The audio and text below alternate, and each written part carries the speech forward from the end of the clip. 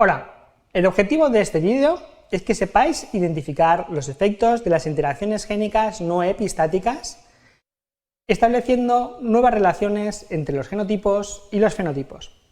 De esta forma podréis ser capaces de calcular cuáles son las segregaciones que vamos a obtener al realizar un cruce entre plantas que difieren para caracteres controlados de esta forma. Empezaremos hablando de en qué consiste la interacción génica y hablaremos de dos tipos bastante comunes, la interacción simple y la interacción de tipo aditivo. Empecemos. Normalmente en genética solemos fijarnos en los casos más simples, en los que tenemos un carácter controlado por un gen con dos o más alelos que pueden tener relaciones como la dominancia completa, la dominancia parcial o la codominancia. Pero lo cierto es que hay muchos caracteres que están controlados por dos o más genes, cada uno con dos o más alelos, con distintas relaciones. Estos casos son un poco más complejos, porque además de establecerse relaciones dentro de un gen, por ejemplo, una dominancia completa, en este caso en los genes A y B, también empiezan a haber interacciones entre los efectos del alelo de un gen con los alelos del otro gen. Y además existen muchas combinaciones posibles. Bueno, todo esto complica un poco cuáles van a ser los fenotipos que vamos a ver asociados a determinados genotipos. Interacciones génicas las encontramos de dos tipos, epistáticas y no epistáticas. Las interacciones epistáticas, lo que se produce es un enmascaramiento. ¿Qué quiere decir esto? Imaginaros que yo tengo dos genes de acción sucesiva. Por ejemplo, en la flor yo tengo una sustancia incolora que por acción de una enzima funcional A se convierte en un pigmento azul y por acción de una enzima funcional B se convierte en un pigmento de color rojo. Por tanto, si yo tengo un genotipo dominante para los dos genes, el pigmento que se acumula va a ser necesariamente el rojo. Pero estas enzimas también tienen versiones no funcionales, que están codificadas por los alelos recesivos. Por ejemplo, si yo tengo el genotipo homocigoto recesivo para A, no tengo el enzima funcional A, no se puede generar pigmento azul y eso impide que se pueda generar pigmento rojo, independientemente de que en B tenga el alelo funcional o el no funcional. Es decir, en estos casos, A en homocigosis recesiva está enmascarando los efectos de los alelos del gen B. Bueno, hay otro tipo de interacciones, que son las interacciones no epistáticas, en las que realmente no se produce un enmascaramiento, pero sí que hay una interacción entre los efectos de los alelos de cada uno de los genes. Esto es típico de las rutas paralelas. Imaginaros un caso similar, en la que una sustancia incolora es transformada por una enzima funcional A en un pigmento de color azul. Por otro lado, vamos a tener otra sustancia incolora que es transformada por una enzima funcional B en un pigmento rojo. Y ambos enzimas tienen versiones no funcionales que lógicamente son controladas por los alelos recesivos. Bueno, ¿qué ocurre en un caso en el que yo tenga el enzima funcional A y el enzima funcional B a la vez? Es decir, en un genotipo doble dominante. En este caso se está sintetizando pigmento azul y pigmento rojo, pero cuando ambos se mezclan en la flor, lo que nos da es un fenotipo de flor morada. Si yo tengo el enzima funcional A, pero no el B, es decir, es un genotipo dominante en A y recesivo en B, el color de la flor será azul. Si yo tengo el enzima no funcional en A, pero el enzima funcional en B, la flor va a ser de color rojo. Y si no tengo ni el enzima funcional A ni el B, la flor será de color blanco. Es decir, en estos casos, cuando tengo dos genes con una relación de dominancia completa, tengo hasta 4 fenotipos posibles, cada uno correspondiente a esas relaciones que veis en pantalla. ¿Qué ocurriría si hacemos este cruce? Tenemos una línea pura de color morado y la cruzamos por una línea pura de color blanco. Ya sabéis que las líneas puras están en homocigosis porque al autofecundarlas no segregan. Bueno, eso implicaría que la flor morada correspondería a una planta doble homocigota dominante y las plantas de color blanco serían doble homocigotas recesivas. Calculad cómo sería la F1 y la F2.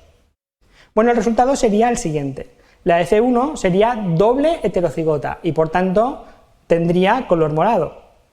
Al autofecundarla, como ya sabéis, vamos a tener una segregación 9/16 doble dominante, 3/16 dominante en A recesivo en B, 3/16 recesivo en A y dominante en B, y 1/16 recesivo en A y en B. Los 9/16 corresponderán a flores de color morado, uno de los 3/16 a flores de color azul, el otro a flores de color rojo y finalmente el 1/16 corresponderá a flores de color blanco. Luego, conociendo el tipo de interacción, podemos predecir cuál va a ser la segregación fenotípica que obtenemos en un cruce. Para que veáis un ejemplo real, en tomate suele ser de color redondo, pero existen varias mutaciones que lo modifican. La mutación SAN provoca un fenotipo alargado y asimétrico en los extremos, que son puntiagudos. La mutación OVATE también alarga el fruto, pero lo hace de forma asimétrica, de forma que uno de los extremos es más puntiagudo que el otro. La mutación FruitShape 8.1 tiene un efecto menor, pero además es más simétrico tanto en el eje longitudinal como en el transversal. Si acumulamos la mutación SAN con la OVATE, tengo un fruto mucho más alargado y muy asimétrico debido al efecto de OVATE. Si acumulo SAN con FruitShape 8.1, lo que estoy haciendo es alargar más el fruto con una forma bastante similar a la que tiene la mutación SAN solo. Si yo tengo la mutación OVATE con FruitShape 8.1, ocurre lo mismo. También se alarga más, hay un efecto sinérgico, pero se sigue manteniendo esa asimetría con un extremo más apuntado. Y si yo tengo las tres mutaciones a la vez, lo que tengo es una forma alargada muy parecida a SAN con OVATE, pero mucho más simétrica. Bueno, existen otro tipo de interacciones no epistáticas, como las de tipo aditivo. En estos casos, por ejemplo, podríamos tener factores de transcripción que van a activar otros genes y por tanto activan rutas metabólicas. En este caso podríamos tener dos factores de transcripción que realmente están activando la misma ruta. Si yo tengo los dos factores de transcripción activos, lo que hago es activar mucho la ruta. Imaginaros que esta ruta tiene que ver con cómo se expanden las células y cómo se multiplican. Y eso me puede hacer que el fruto sea de tipo alargado. Si yo tengo solo una de estos enzimas, o de estos, factores de transcripción funcionales, la ruta también se activa, pero la activación se realiza en una tasa inferior y por tanto el fruto tiene una forma redondeada. Fijaros que como ambos factores de transcripción actúan sobre la misma ruta, lo mismo va a ocurrir cuando no tengo el factor de transcripción A funcional, pero sí tengo el B. En este caso también el fruto será de tipo redondeado. Y si no tengo ninguna de las versiones funcionales, lo que va a ocurrir es que no se activa la ruta y el fruto permanece achatado. Bueno, como veis, en este tipo de interacciones aditivas da igual que esté funcionando el factor de transcripción A o el B, porque el fenotipo va a ser lo mismo. Es decir, voy a tener tres fenotipos posibles, con ningún factor de funcional, con uno de los dos funcionales o con los dos funcionales, es decir, tres fenotipos.